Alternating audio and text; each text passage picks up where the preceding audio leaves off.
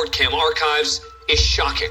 And we need to warn you, it contains images that may be disturbing for some viewers. We're in Phoenix, Arizona for the trial of 53-year-old Michael Marin, a Wall Street millionaire whose good fortune took a serious wrong turn. In 2012, in this exclusive Phoenix neighborhood, investigators claim Marin set fire to his $3.5 million mansion to collect the insurance money when he could no longer afford the mortgage. Marin was the only one home at the time and called 911 from inside the house. Okay, what's your emergency? Yeah, my house is on fire. Are you going to be able to get out? I've got one of those ladders. Do you have a ladder where? I'd rather work on that than talk to you, so let me get out of the hell out of here. To get out, Marin donned this scuba tank and mask as he climbed down from a second-story window. But things seemed to get more fishy as Marin relived the incident from a hospital bed. I realized that I actually had some air left in that tank, and that's what enabled me to get back to the window and deploy that ladder. If I hadn't had those two things, we wouldn't be talking. Marin was later charged with arson of an occupied structure. Would you please read the verdict? We pick up as the jury is about to announce its verdict. We, the juries, do find the defendant, Michael James Marin, guilty of arson of an occupied structure. We further find this offense is a dangerous felony because the offense involved the discharge, use, or threatening exhibition of fire, a deadly weapon, or dangerous instrument. Facing a possible 21-year prison sentence, Marin is visibly shaken. As each juror confirms his or her decision, Juror number 1, is this your true verdict? Juror number 2, he appears to become more and more despondent. is this your true verdict? Yes. But then, Your Honor. things get much more serious. Marin seems to be in physical distress. He's laid on the floor, convulsing and unresponsive. So did the jury's guilty verdict and imminent prison sentence cause him to have a heart attack or stroke? A closer review of the courtroom footage shows something else. As Marin holds his head in his hands, it appears he puts something in his mouth, then takes a drink. What he's washing down is later determined to be a cyanide capsule, which he snuck into court. He's rushed to the hospital, but it was too late. Marin has died on the courtroom floor. The National Suicide Prevention Lifeline is available to anyone 24/7 at 1-800-273-8255. We're in Fort Lauderdale, Florida, where Judge John Hurley is holding bond hearings via closed-circuit TV with inmates detained at the Broward County Jail. Joseph Britton, is he in the courtroom? Is Mr. Joseph Britton in the courtroom? 42-year-old Joseph Britton is charged with battery, disorderly conduct, and resisting arrest after an altercation with a restaurant employee. The dust-up ended with Britton licking his hand and putting it on the worker. Mr. Miller, I'd back up, and I'd back up pretty quick if I were you. May I see one of the deputies? Mr. Britton, take a step to your right. So what is it exactly that has Judge Hurley so worked up? Yes, Your Honor. This gentleman has claimed he has Ebola. Oh, man. This is the first time guards and other inmates are hearing that Britton claims he's infected with the contagious and potentially deadly Ebola virus, which is what he told arresting officers. You should clear the courtroom of all the prisoners. Can you send them out the hallway? Yes, sir. Okay. Hey, please up. Hey, female's not that way. As the courtroom's evacuated, the entire jail goes on lockdown. It's estimated that Britton has had contact with more than 200 inmates and personnel since his arrival. Off-camera hazmat responders arrive and transport Britton to a hospital to undergo testing for the virus. An hour later, a guard returns to the now empty jailhouse courtroom. You want us to start bringing them back in? Well, wait. I'm a little curious about this. Is someone determined that the man does not have Ebola? Well, they're taking the steps now. Turns out the whole thing was a false alarm.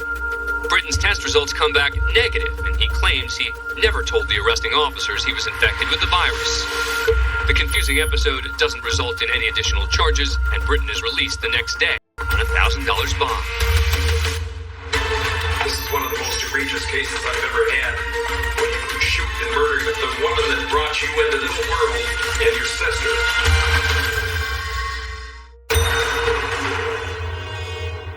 Stefan Roby has been found guilty of being responsible. Next, we go to Saginaw, Michigan, for the sentencing of 23-year-old Stefan Roby. The defendant was convicted of first-degree murder in the shooting deaths of his mother, Lee King, and his 11-year-old sister, Charlia. Medical examiners concluded Charlia was shot twice in the face, and after dragging her body to another spot in the house, was shot a third time. Roby pleaded not guilty and chose to represent himself at the trial. The court allowed it, but there would be a condition. Because several shanks were found in Roby's jail cell, he would have to wear a stun vest beneath his clothes. If he tried to escape or disrupt the trial, a deputy would send up to 75,000 volts of electric shock into his back, the equivalent of a stun gun. Roby made it through the trial untased. Count number 1, first-degree premeditated murder of Charlene Augusta King. Guilty. First-degree premeditated murder. But the jury still found him guilty on all charges. Before Judge Fred Borchard issues his sentence, Roby makes some final comments. And I feel as though that most of my emotions didn't get past because you were distracted. Well, that is totally true. Well, when she was on the stand, your phone kept going off a couple of times, and you kept asking her, was it her phone? When I came into the courtroom, I said, you own the phone. Not while the court was in session. Okay, but your phone was still going off and you were still distracted by the phone. No, that is untrue. That is totally untrue. And that has nothing to do with this. Yes, it does have something to do with it. Do you have anything you want to tell me in regards to this sentence? Yes, or involves in this trial because I'm denied. Anything else? Before sentencing, Judge Borchard had some parting words for the defendant. This is one of the most egregious cases I've ever had. When you shoot and murder your mother, the woman that brought you into this world, and your sister. And you're going to spend the rest of your natural life in prison. Hopefully someday you'll think about that. Get him out of here.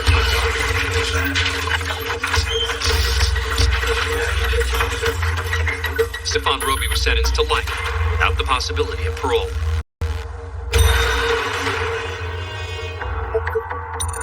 Next, we head up to Anchorage, Alaska, for the sentencing of Seth Lookhart. The former dentist was convicted on a whopping 46 counts of felony medical assistance fraud, totaling nearly $2 million. On top of that, the greedy dentist bilked his own business partners out of $250,000, and even flaunted his crimes through text messages. But perhaps most disturbing of all was how Lookhart recklessly put the lives of his very own patients in danger.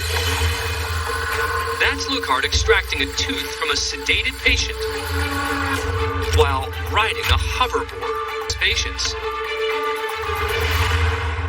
This is not an economic crime. This is not a case where the court is sentencing someone who stole $2 million. Lookhart hurt people, vulnerable people, disabled children. In addition to his hoverboard antics, Lookhart often used needless or excessive anesthesia without patient consent, and even allowed his office manager to perform a tooth extraction. With so much evidence against him, his attorney practically throws himself at the mercy of the court. He's lost a business, there were civil suits, there's been negative publicity, and the likely loss of his license, which is pending. Facing a maximum of 20 years in prison, Lookhart turns to Judge Michael Wolverton and makes a stunning request. I know I would be myself, and in turn, able to serve my family and the community best, if I were granted the privilege and the hope of a renewed lease on life, practicing dentistry and living among those that I love. The judge wasn't buying it and gave Lookhart a piece of his mind. Daniel killed some people, and not just once, and not just twice. People who should, some of them have never been in your office and you knew it, and then after that, you bragged about it in your testimony. Before sentencing, the judge reads a statement from the patient who received the hoverboard extraction. I think what you did was so outrageous, narcissistic, and crazy. So I forgive you for all that, but there's obviously a high-price lesson that you're going to have to learn. She was right. There was a very high price to pay. When it was all over, the judge sentenced Lookhart to 20 years in prison, with 8 of those suspended, plus 10 years of probation, during which time he'll be unable to practice dentistry.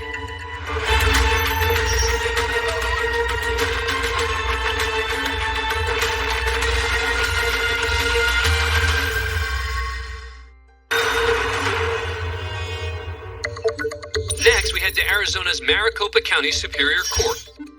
Judge Lisa Flores presiding.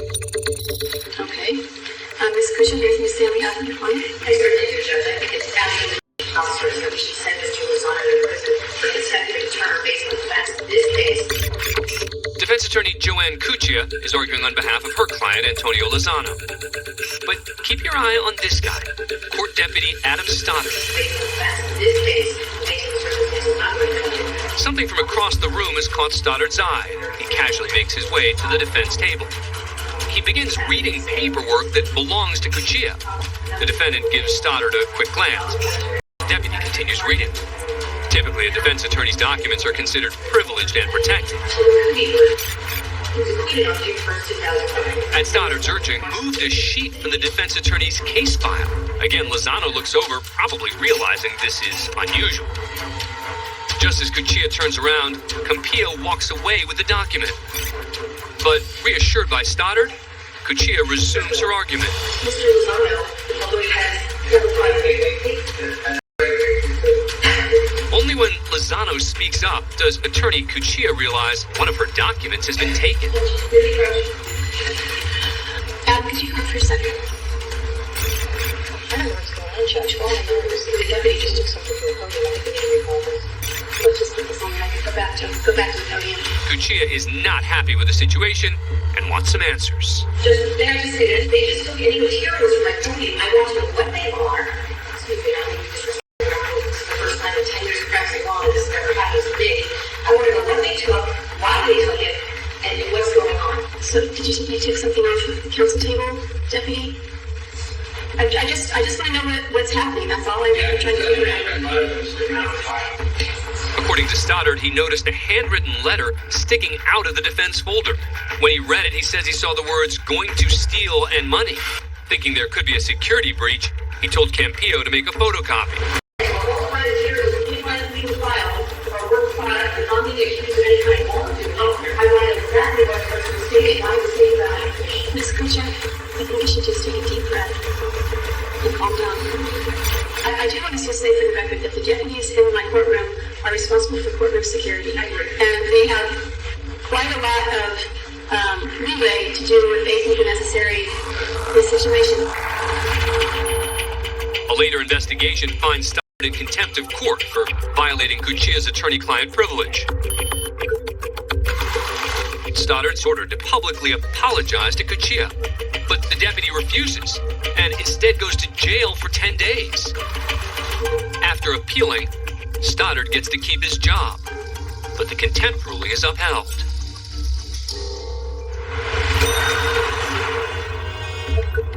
Next, we head to Ionia, Michigan, for the sentencing of Lisa Thrush. She's pled guilty to a moving violation causing death and another causing serious bodily impairment. The accident occurred when Thrush blindly pulled into an intersection directly in the path of an oncoming semi-truck.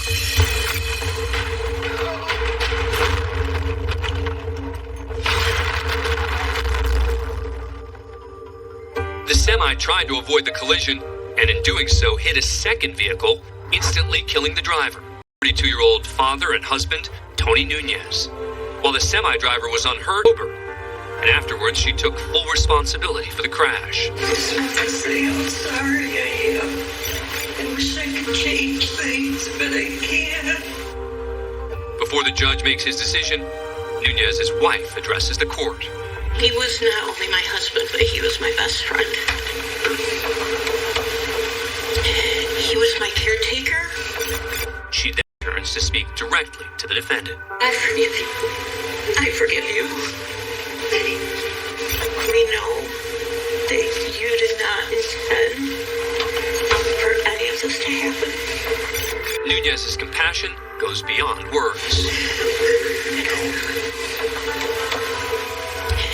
The judge ultimately shows some leniency and sentences Thrush to 180 days in jail and 2 years probation.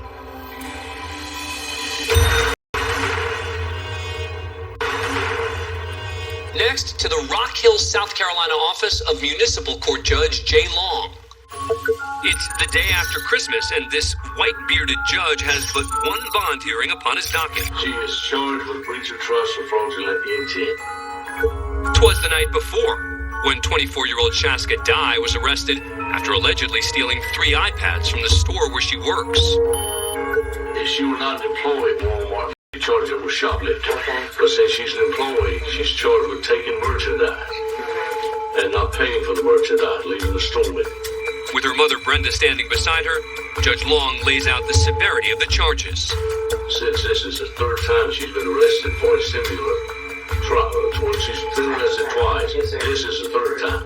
So they do what they call property enhancement. That makes it a general session charge. She's not retried in her city court like she was the other 2 times. With Dye's case escalated to a higher county court, Judge Long just has to set bond. Now, I'm gonna set you a $10,000 bond to that. You think Mama can get the money to get you out? How much would I need for $10,000? Well, $1,000. Oh, God, I doubt it. I mean, I know I ain't gonna give no $1,000 to the judge. It's $10,000. Any way you look at it, it's $10,000. With her mom seemingly unable to pay her bond, the judge reconsiders having Dye spend the rest of the holidays behind bars. I'm gonna give you a PR bond. Oh, thank you. I'm gonna trust you. Mister, I'll tell you, I don't give a lot of these out. She'll tell you that. I believe there's some good inside of you. Don't you ever come in front of me again. You understand that? Because if you do, you won't be a person. Offers a piece of advice. Now you can decide today when you walk out here, I'm going to make my life count for something. I want to be a good citizen. But you know whose choice it is? It's not your mother's. It's not your dad's. It's your choice. You decide what you want to make the rest of your life. That's up to you. Thanks to Judge Long's abundance of Christmas spirit, she won't have to spend the holidays away from her family. Dye would later plead guilty to breach of trust with fraudulent intent. Jail time up to 5 years was suspended under a Youthful Offender Act, provided she completed 1 year of probation. That's all for this edition of Court Cam. I'm Dan Abrams. Thanks for watching.